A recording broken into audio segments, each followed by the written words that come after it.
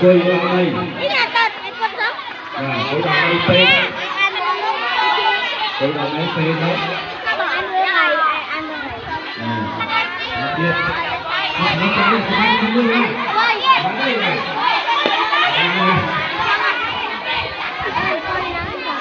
việc tôi bán đây thì mơ tôi vào bàn màu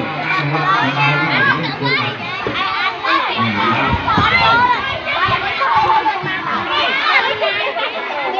đây đi đây rồi bạn thuê và xây ra trong đây kìa rồi lại thuê rồi nào về nhiều lắm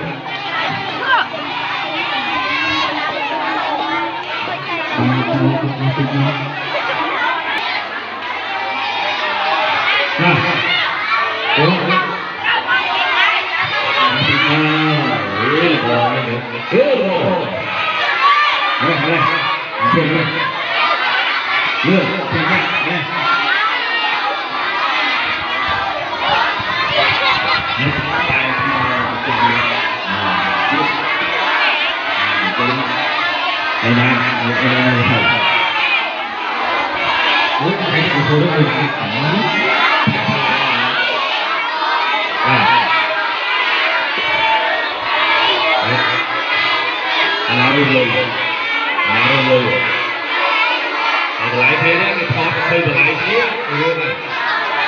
chúng ta thọt lại gì lương mình ăn cái này không kia ăn mơ bao nhiêu tô bao nhiêu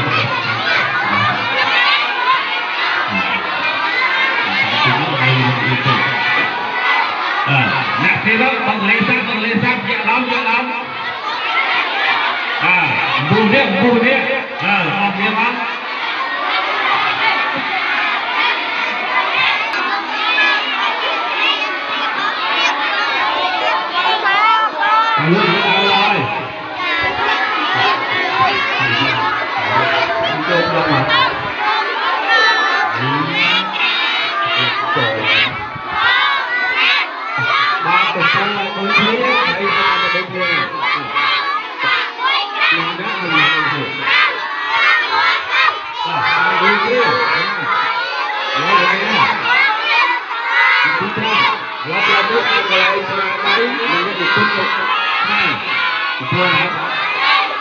thầy của nuôi đó, không thôi thầy của nuôi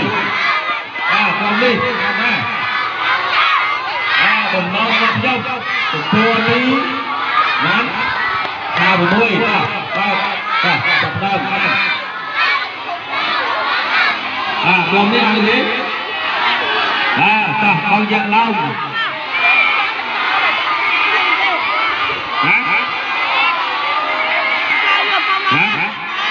con có riêng này bao giờ lâu con ăn đã cho YouTube được không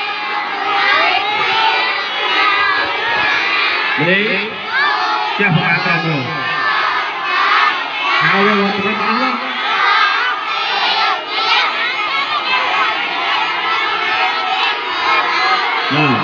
tôi đối kia tụi cô đã gặpเราไปtụi cô đó tạo rương này thật chất diamond tụi cô hả thật chất này